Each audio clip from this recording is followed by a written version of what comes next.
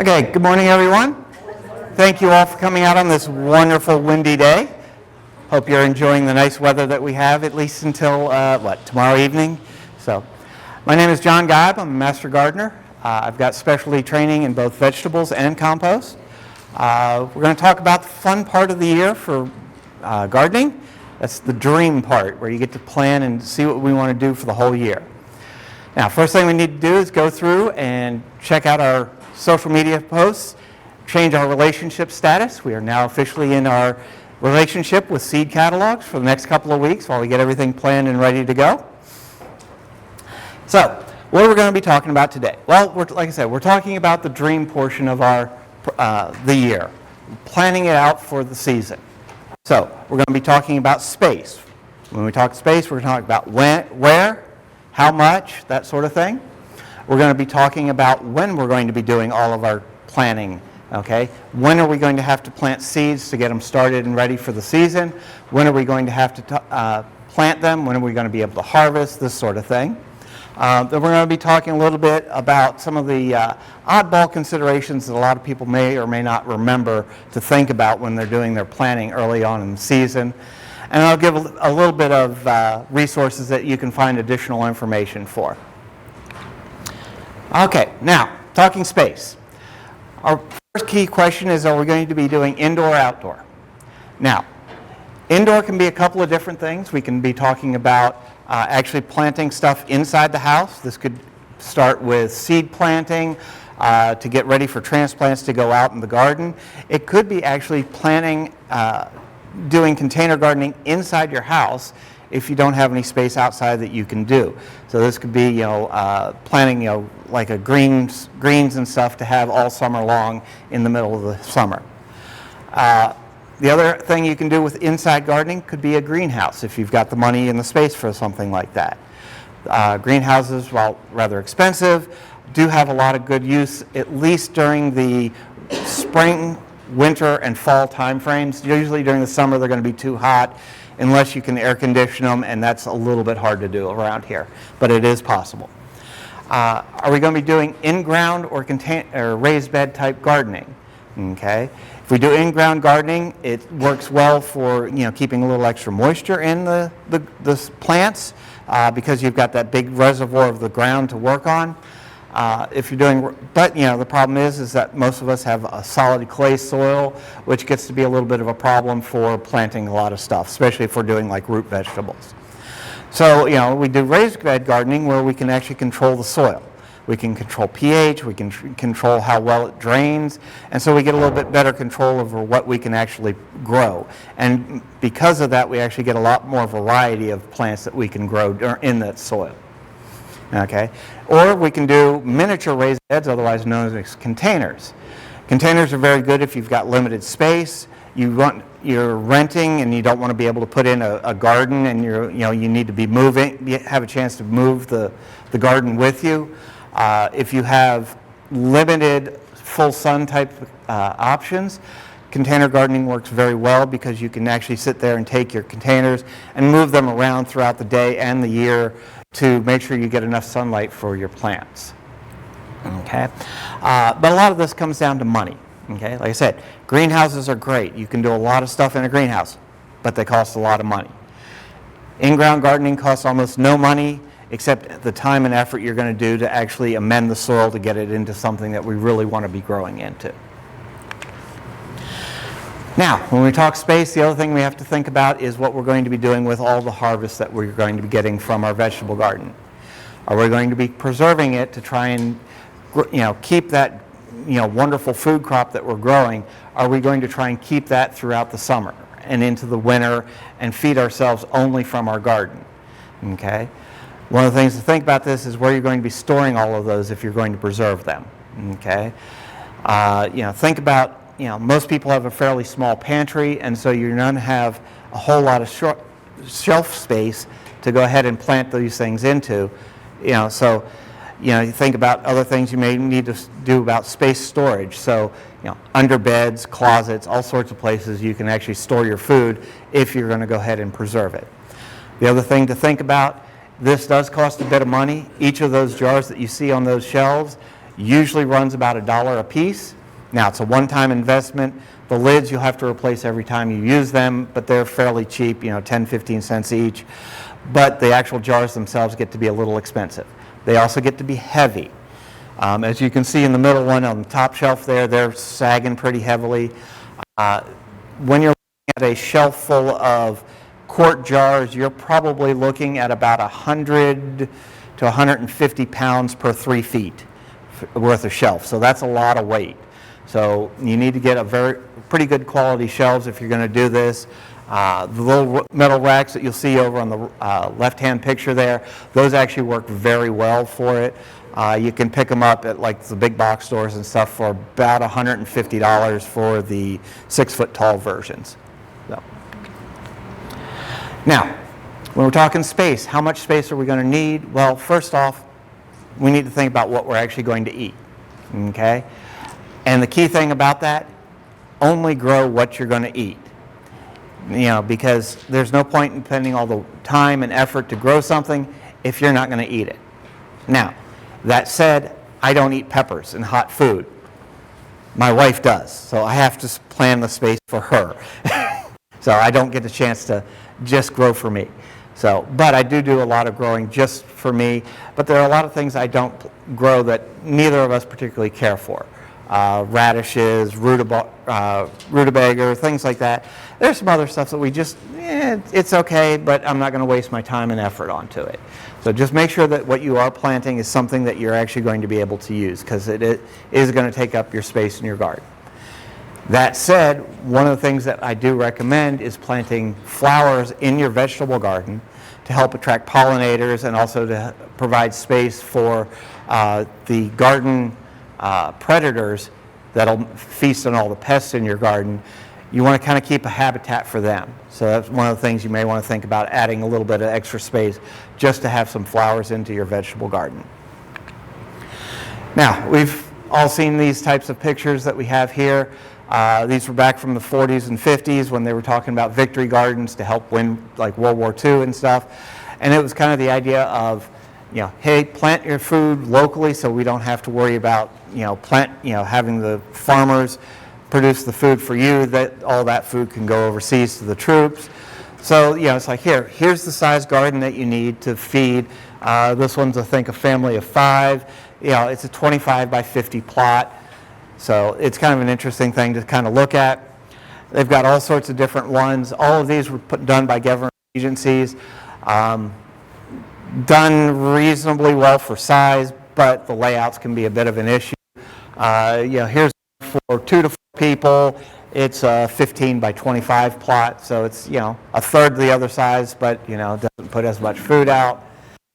Another 25 by 50 plot that has a lot of the 5 to 7 people.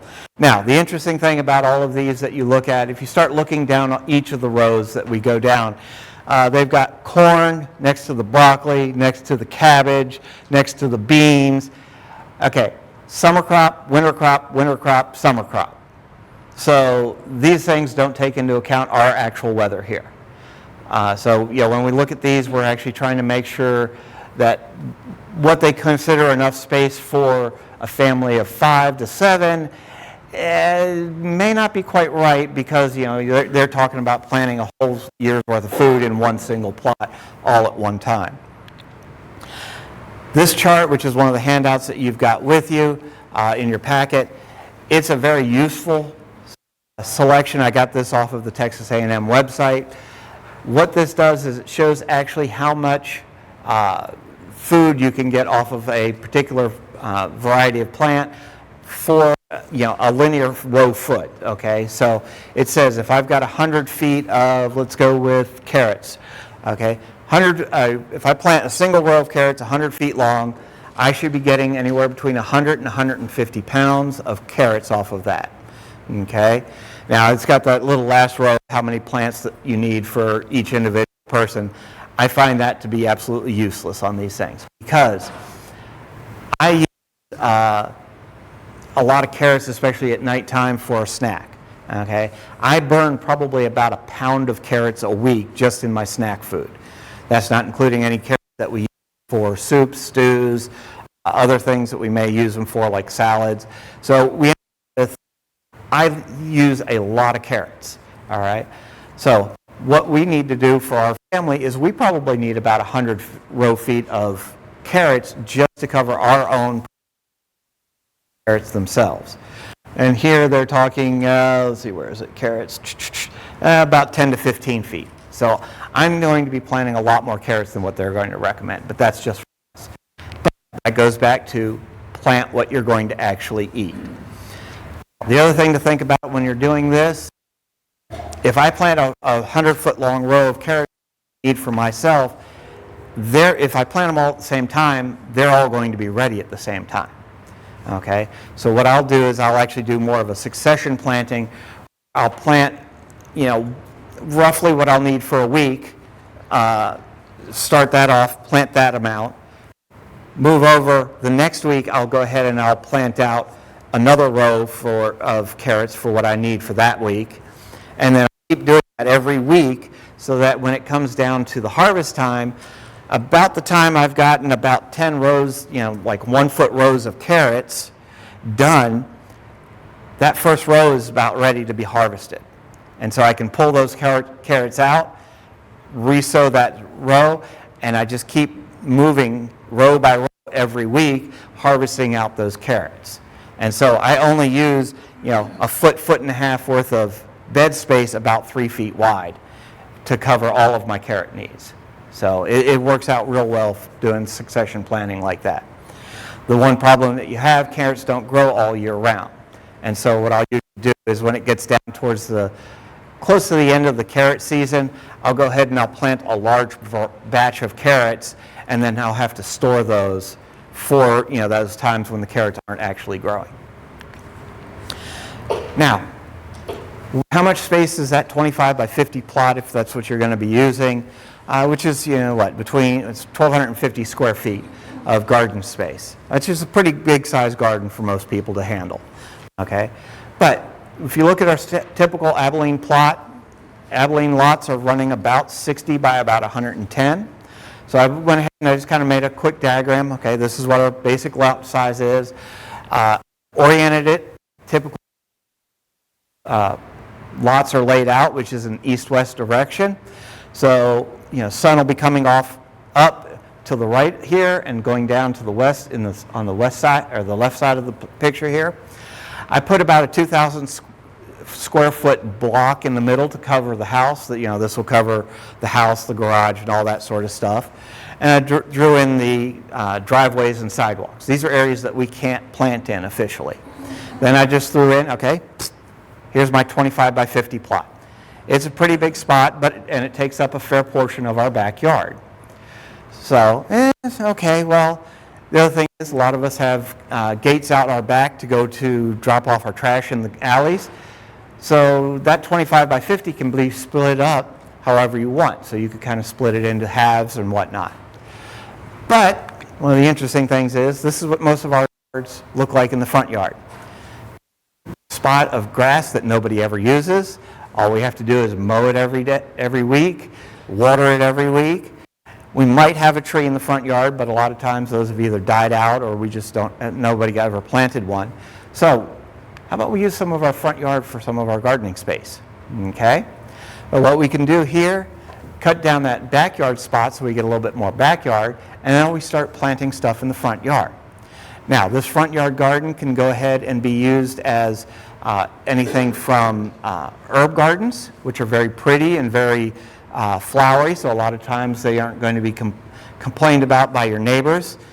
But remember, have that in their front yard, just a plot of grass. So anything different in the front yard is going to be kind of an interesting thing for them to look at. So herb gardens, that sort of stuff, will do a lot of flowers, but a lot of our vegetables that we do can actually look pretty decent in the front yard.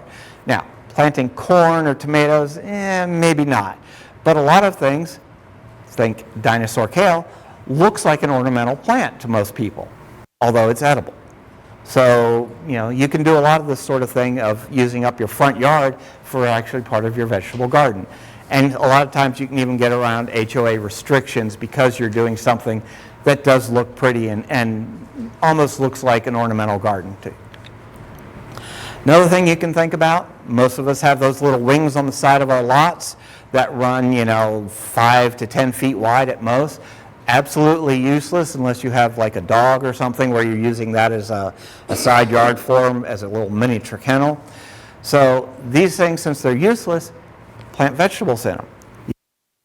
Up next to your fence line, especially if you do trellising type plants, so you think pole beans, some of the vining squashes you can do, melons, cucumbers, some of the tomatoes would work well here, and you can just grow them right up on a trellis right on your fence line, and that wasted space now becomes very useful, productive space in your yard.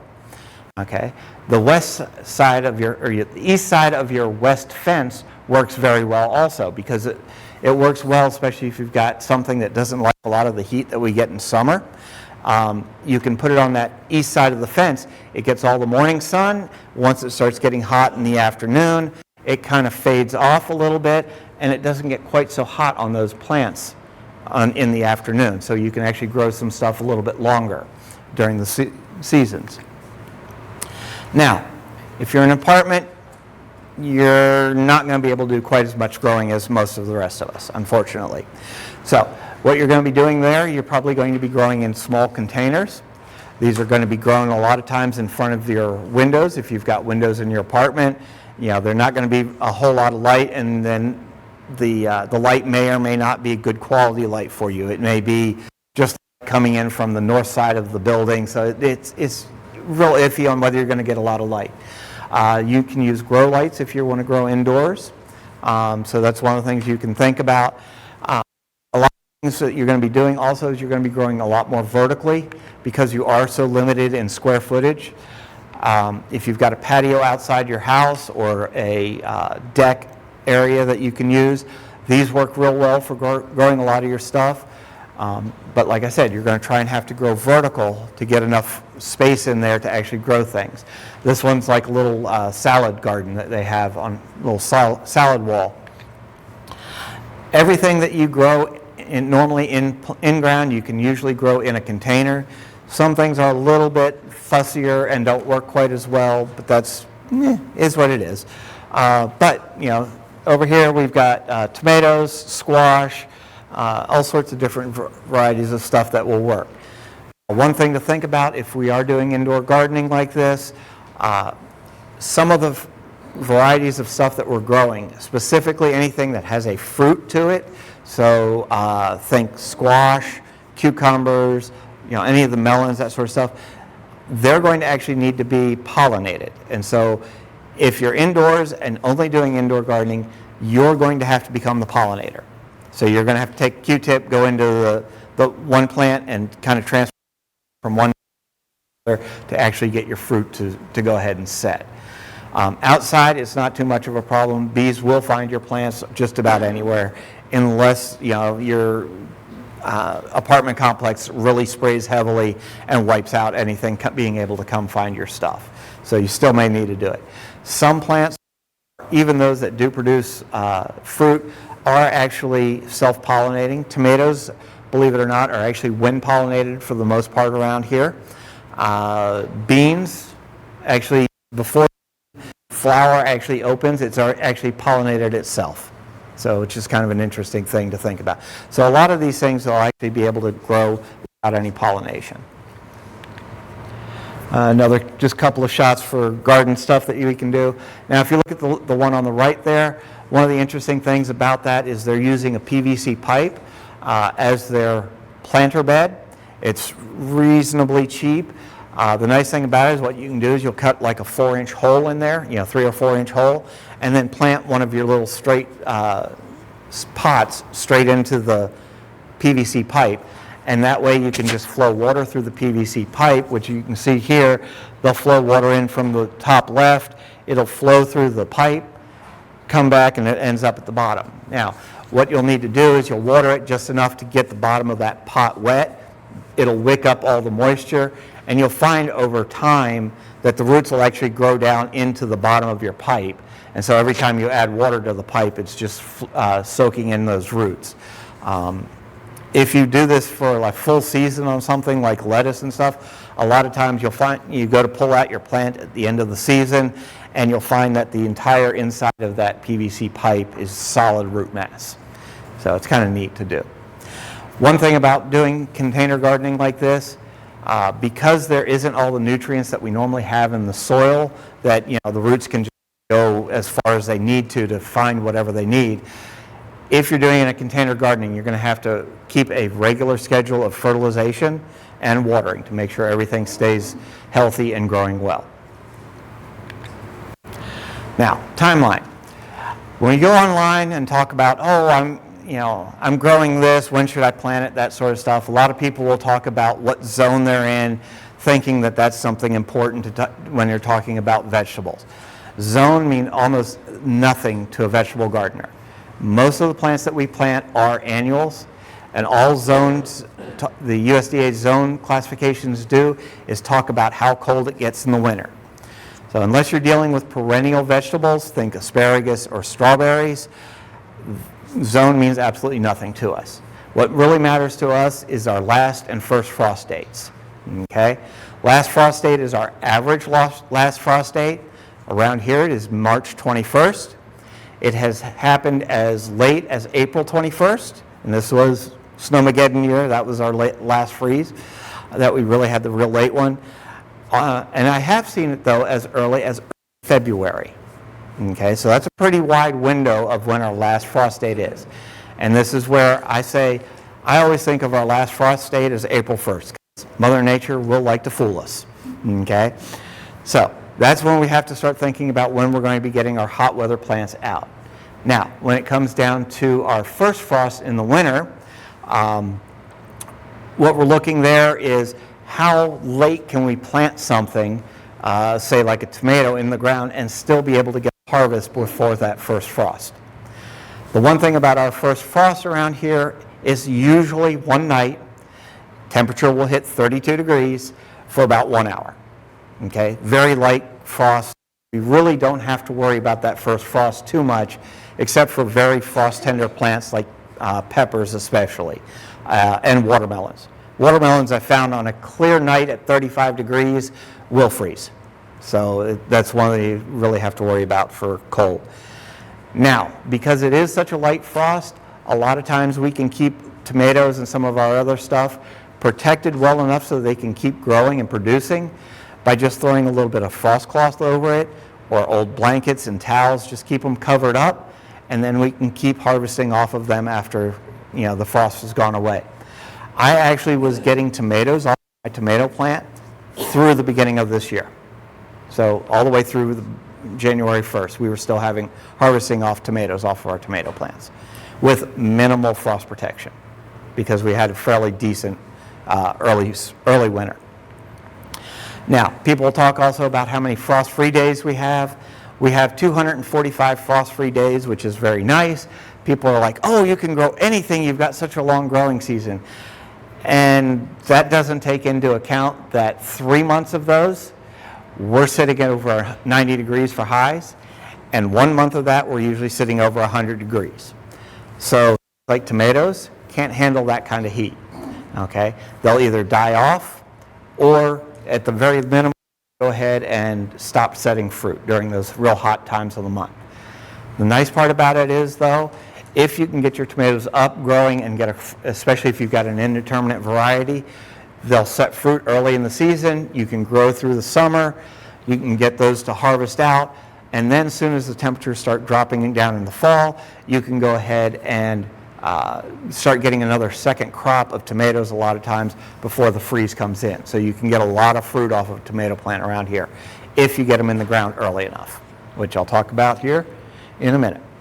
Okay, when we're looking at timelines, some of the things we need to look at is on our seed packages. They've got a lot of good information. When we look at these, key things we're looking for is days to harvest. So how long is it going to take from the time that plant has germinated from a seed to the time that it's going to actually produce fruit and have the fruit ready. Okay. The other thing that we need to worry about is frost date. When do we plant it versus our frost dates? Now, got two varieties here. One's Baker Creek, well, there's Burpee. These are very typical of the types of seed packages you'll talk about.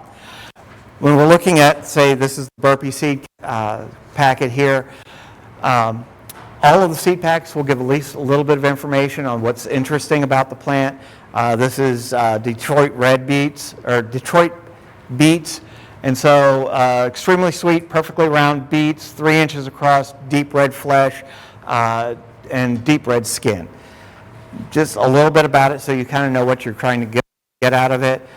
If you're doing some of the more interesting things like, purple potatoes or purple carrots or white carrots or something, that's tell you some of the interesting characteristics about it. You'll get the little pictures on the left up there, which talk about how deep to plant it, how far apart to plant things, and then the harvest date in this specific case of 59 days from the time you've planted them. The other thing you'll see on these packages, and a lot of them have these absolutely useless maps on them. They're useless for 2 reasons. One, you can't see them. They are so small that it's almost impossible to figure out where you're at on the map. Now, I've got a little arrow there showing you where we are on the map. The interesting thing about it is, if you look at Texas, the east side of our panhandle, that's about where we are if you go north-south. And then if you go to the flat part of Texas and extend that out, where those 2 lines intersect is about 10 miles north of Winters. So that's pretty close to where we're at, so that gives us an idea on the map if we actually want to try and find it.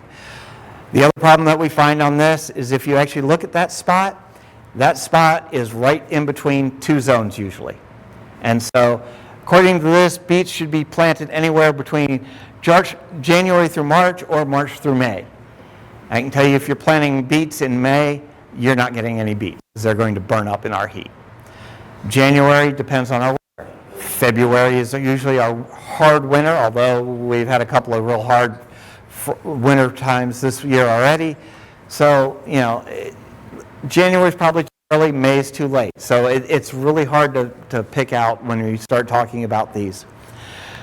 Now, the Baker Creek and a lot of the other heirloom style varieties that you can get, they'll have more of this type of a style, a little bit more information across the side, a little bit bigger description on what you're talking about for the plants.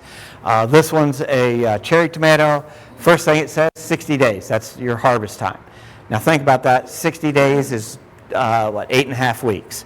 So, which will be interesting here in a second. Okay, describes the cherry tomatoes. Key thing here for this one that you might want to pick up on as a thing, resistant to cracking, okay? With tomatoes, if you water inconsistently, you water a lot one day and let it dry out and then water it again, you'll end up with a lot of cracking in tomatoes. So that's one thing you want to think about, especially with tomatoes. You want to try and look for crack-resistant varieties and also varicillium wilt resistant varieties if you can find them. Those are 2 of the big things for tomatoes. Now, planting instructions.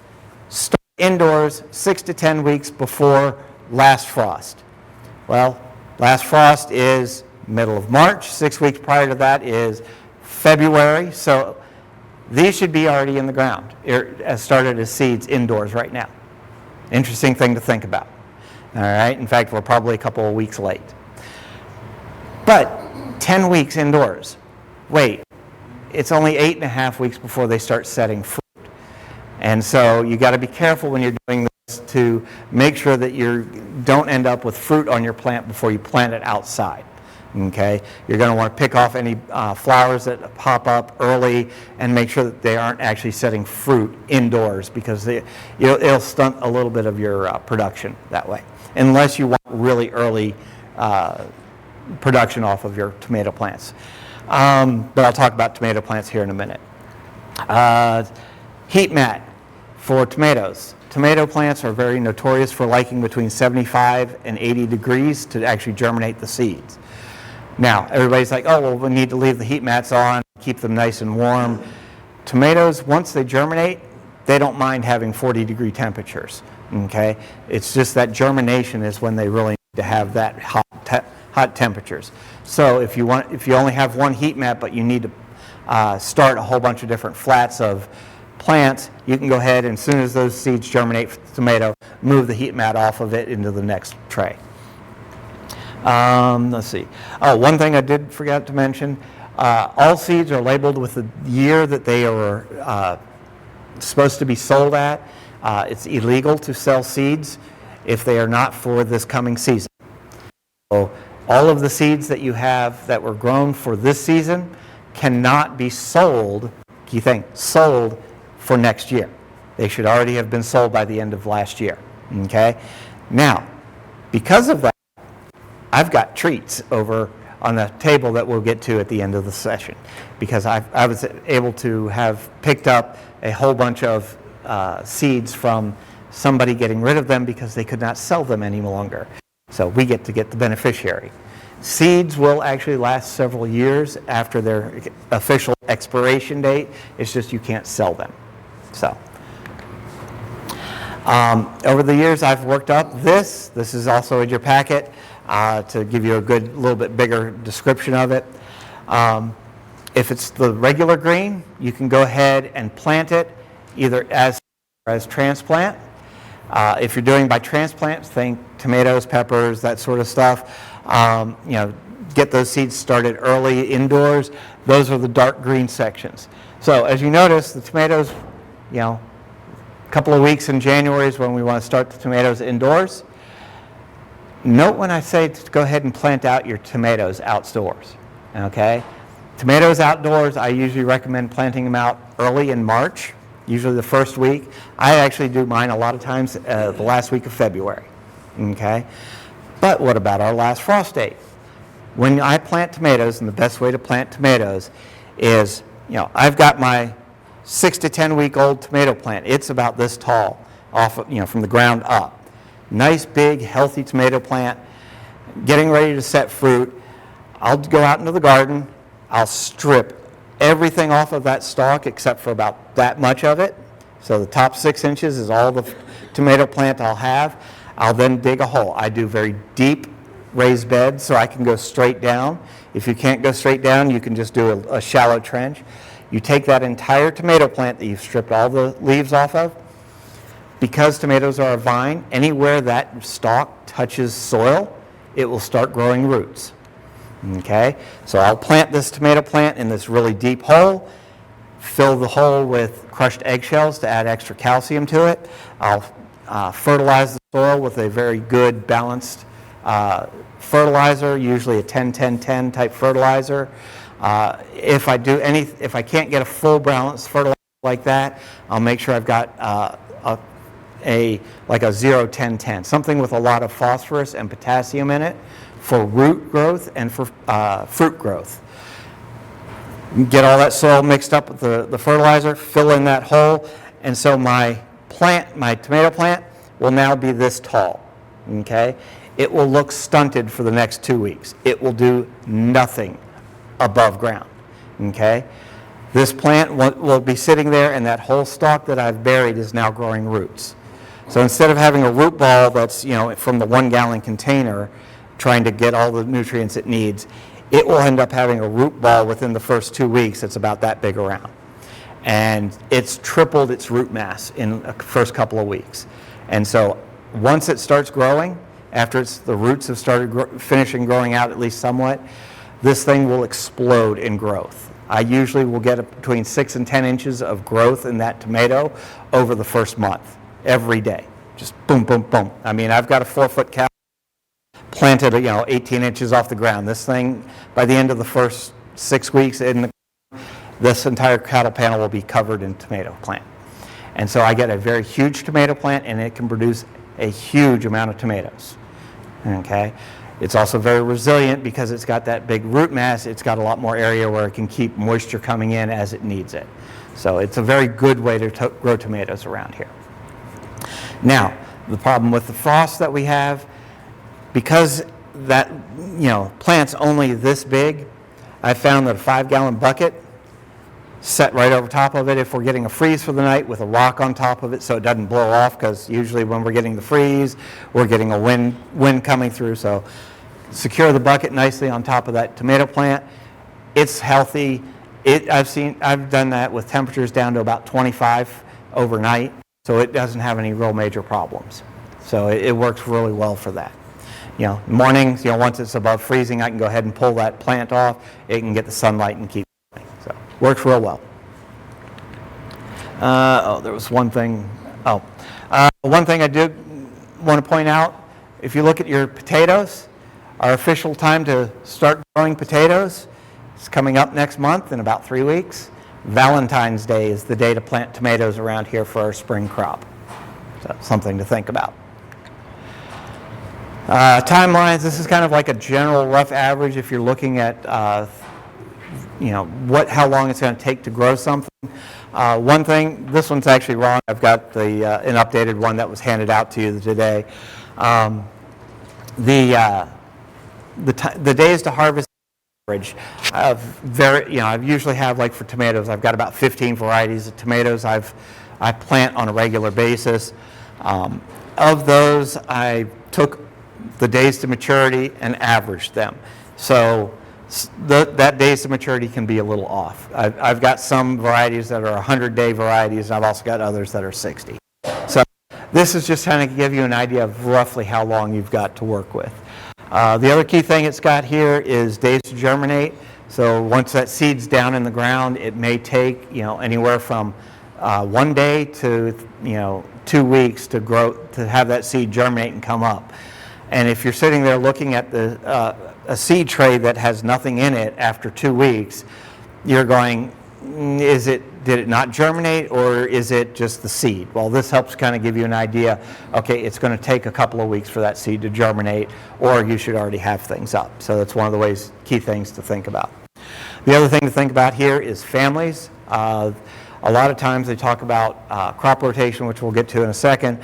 And so this is the family that each of those plants fall under to kind of give you an idea of what you're going to actually try and be planting and where.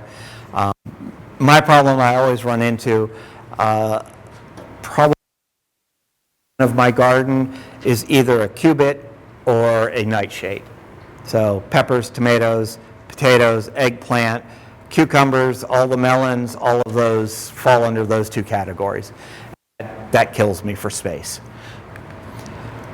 Other considerations that we need to think about, neighbors. While you may be trying to grow a nice, good organic garden, your neighbor may be one of those people that enjoys having a very beautiful monochrome, plain grass field in their backyard. And he will spray everything and anything onto that thing to make sure that it stays that nice, clean grass. Okay? Whatever he sprays, a lot of times will drift into your yard if not full. Okay? So you may want to go, hey, I know you're doing this. I'm trying to grow organically. Can you try and at least do the sprays when the wind's blowing the other direction, or try not to do it right up next to the fence line at least. Okay. One of the things that you may be able to work with him on, if you're doing that planting up alongside your fence, doesn't work so well if you're doing it with a privacy fence, but if you've got like a chain link fence, you go, hey, I'm going to be planting right here. Don't spray anything right here.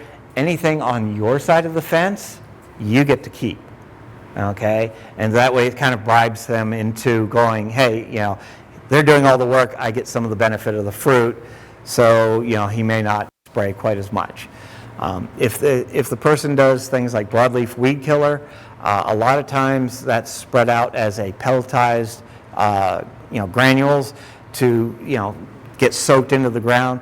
If he runs that right up against the backside of your fence, the roots for your plants will grow into his yard, so anything that is broadleaf weeds can get killed off just by that. So that's one of the things to think about. Crop rotation, I'll talk about that in a second. Other thing to do with is harvest. What are you going to be doing with it? Okay. Now, when we're talking crop rotation, there's three main things that we're worried about with crop rotation that they always talk about. They talk about nutrient deficiencies, they talk about pest pressure, and they talk about disease pressure. Okay. Nutrient deficiencies, we're in a small garden area. We're going to probably be amending our soil every year, either with fertilization, some type of fertilizer, or compost. So nutrient deficiencies really aren't going to be as much of a problem. We're usually going to be actually fertilizing and making sure our soil has as much, if not more, of everything in it so that our vegetables are going to be producing well. So nutrient deficiency for crop rotation is kind of not really a starting point for us, so we don't usually worry about it. The other two key things to think about are pest and disease pressures.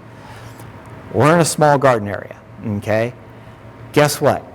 If there's a pest in your neighbor's yard, he'll find your yard, okay? There's not enough space in your yard for you to keep, to move a crop from one side to the other and not have the pest find it, okay? So pest pressure is absolutely a useless thing to talk about when we're talking about crop rotation in a small home scale garden, okay? Best way to prevent, pests from growing is doing an integrated pest management practice where we're keeping a very good environment for all of our beneficial predators. Think praying mantis, ladybugs, assassin bugs, that sort of stuff. We want to keep those alive, healthy, and viable in our gardens, and they'll take care of our pest pressure for the most part. The other thing to think about is disease. Tomatoes are notorious for having disease issues, specifically vericillium wilt. The problem with vericillium wilt, it runs about 3 years in your soil, okay, before it dies out. So you've got to be able to rotate out your nightshades about every 3 years if you can. There are some mitigation practices, but it's still going to be really hard to do that. So we want to try and make sure we go with vericillium wilt resistant nightshades, and we want to try and maybe figure out where we can plant our nightshades if we do get vericillium wilt in the soil, so that we can let that soil be dormant from nightshades for a couple of years. Now, this is what you're going to see on a typical rotation for crop rotation. Taking our nightshades from bed 1, moving, taking the cubits from bed 2 to bed 3. Okay, so we'll kind of rotate those to kind of, especially for, like I said, the nightshades, and try and keep those over. The problem that we run into as a small-scale gardener is this, okay? I've got 2 beds of nightshades, 2 beds of cubits, and then a bed of legumes. There's no way I can do a 3-year rotation on the nightshades because of this. All right? I just don't have enough bed space. So I either need to make up another couple of beds, or I need to figure out something else to deal with. Okay? The other problem we run into is because we have such a long season, my nightshades are in the ground in March. They usually don't come out of the ground until January. Okay? So I can't really run them through most of the year. Okay? So that gets to be a problem. Other things in there for my winter crops. So I've got my brassicas. Well, my nightshades are in there, so how am I going to rotate those around? So it becomes a much harder time to deal with crop rotation when we're doing this. It's not a bad thing to do crop rotation, just understand that you're going to have a little bit more of an issue trying to plan for that. Issues. What are we going to be doing with it? Okay? I talked about succession planting earlier. If you plant a lot of things all at the same time, you're going to get a lot of them all at the same time. Usually when we do our tomatoes, I usually do a cherry tomato plant and 1 or 2 other slicer type tomatoes as our fresh eating tomatoes. I'll then do a couple of celebrity plants, which are a determinate variety tomato plant. The nice thing about determinate variety tomato plants, they grow, they bush up, they set fruit all at the same time. Okay? So when it comes down towards the end of the season for the celebrity tomatoes, all of my tomatoes are ready within usually about a week or 2. I can harvest all of those off at one time. I can then process them all in a day or 2 and make it a quick, easy. I'm not trying to process a little bit every week. I can do it all in 1 or 2 days towards the end of the season. So this is one of the things to think about of how you're going to time these things. Preserving the harvest. We've got an introductory to preserving our harvest coming up here in June at the library presentations. This is going to be just a very quick highlight of each of the different methods. We have a canning specialist coming in that's going to be discussing all of the different types of canning, water bath canning, pressure canning, dehydration, fermenting, all sorts of different things that she's going to talk about. It's going to be a wonderful presentation. We definitely recommend that you guys come. I've been talking with our specialist, ag agent, Kim Miles over at the Extension Office, trying to get her to do a series on a good training course on all the different varieties of canning and other ways to preserve the harvest. A lot of these things, like I said, the introductory course, she'll probably cover 10 or 12 different aspects of how to preserve your harvest. Any one of those you could probably do a 3 to 6 hour course on just for each. And so I'm trying to get Kim to go ahead and do this this series of presentations about preserving the harvest. If you're interested in that, contact Kim at the Extension Office. Phone number will be the last slide. So you can go ahead and contact her and go, hey, I'm interested in, I hear you having a possibility of doing a Preserving the Harvest seminars. I'm interested, can you please give me the information? So, other thing you can do, you can give away any excess crop. Anything that you can't preserve, anything that you're not going to be able to eat yourself, give away food banks, whatever you want. So it's always a good way to share your harvest. Some of the resources we're talking about are the Big Country Master Gardener website, BCMGTX.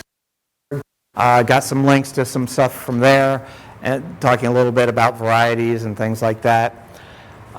We are on YouTube, so Big Country Master Gardeners, if you look for that on YouTube, comes to our web page, or our main page for the YouTube channel.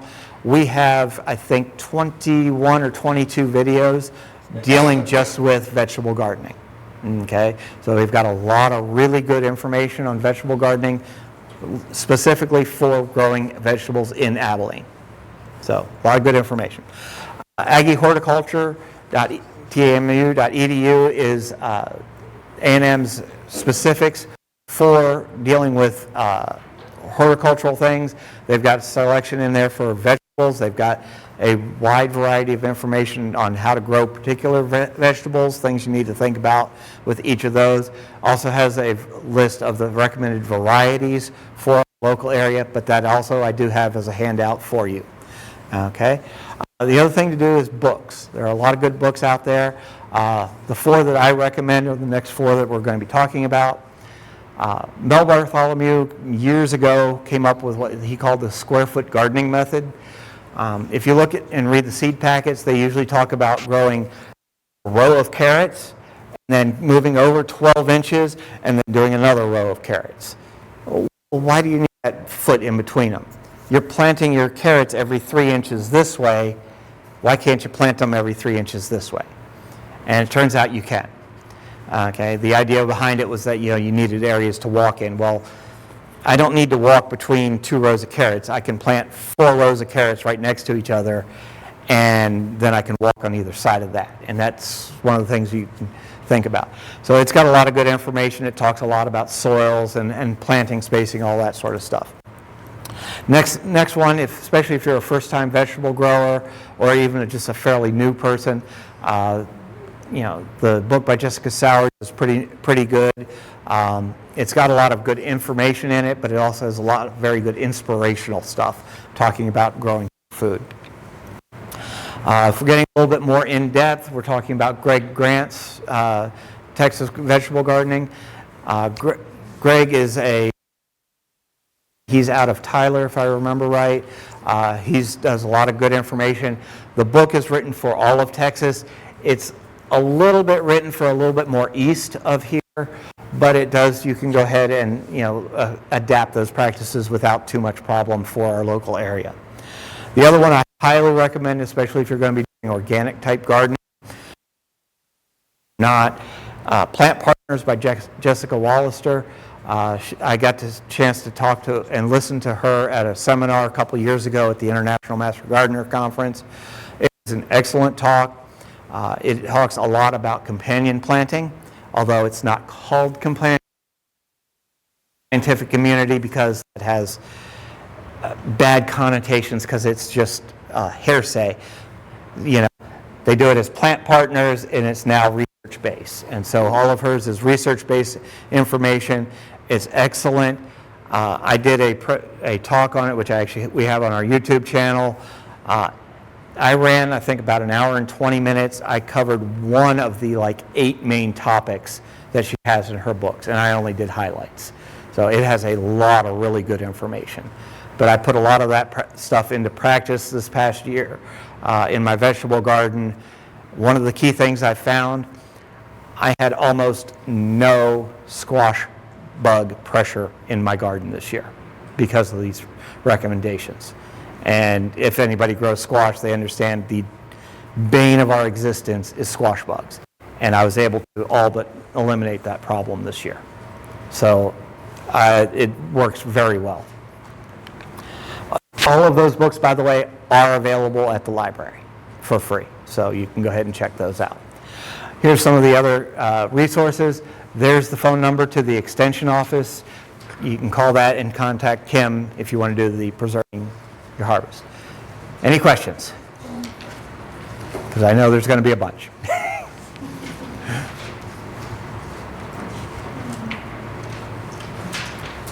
Come on, I talked for over an hour and no questions.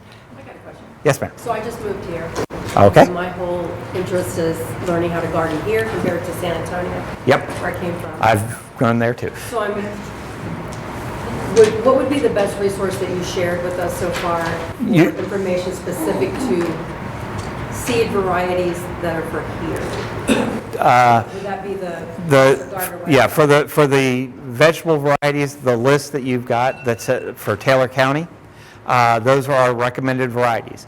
Now, those, what I've found here, those are for in-ground gardening because we have such high pH soil, or a moderate to high pH soil, and we've got clay soil.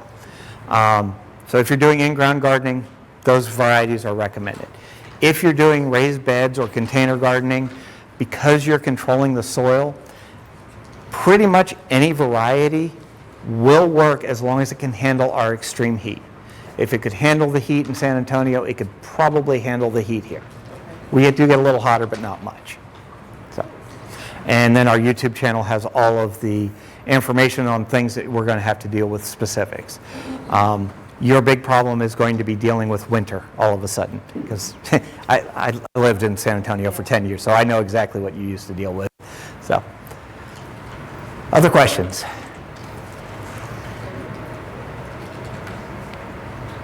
Is that it? I was wondering. Yes, ma'am. If you have the way you do your tomatoes. Yes. As a video on YouTube. Yes, I do have how to plant a tomato on YouTube. So the way you grow it indoors and then remove everything, do you? Yeah.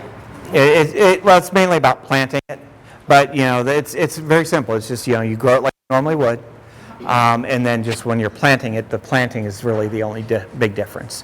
So, and trying to make sure that you aren't doing, you're not letting it set fruit until it's ready to outside. Yes, ma'am. Did you talk about hardening off the people that are starting the seeds? I did not mention it here, but it is one thing to think about. If we're talking about starting stuff indoors and then trying to transplant them out in the spring, weather can be a little bit of an issue because it's still cool at night. These plants have been inside and babied, and so we're going to want to try and harden them off, taking them outdoor for a little bit every day for a couple of days to try and get them acclimated to our sunlight outside, because it is very bright, and the other thing is the cool temperatures. It usually takes between a week to 12 days to try and get things hardened up. Wind is the other issue that a lot of them have problems with, is our springs, when we've got all the wind, you got to harden them up. But I also do recommend, if you're doing indoor growing, to have a fan blowing on them to kind of stiffen up the stalks anyhow. Yes, ma'am. No? No? Okay. Other questions? Okay. We'll call that good. Now, up front here,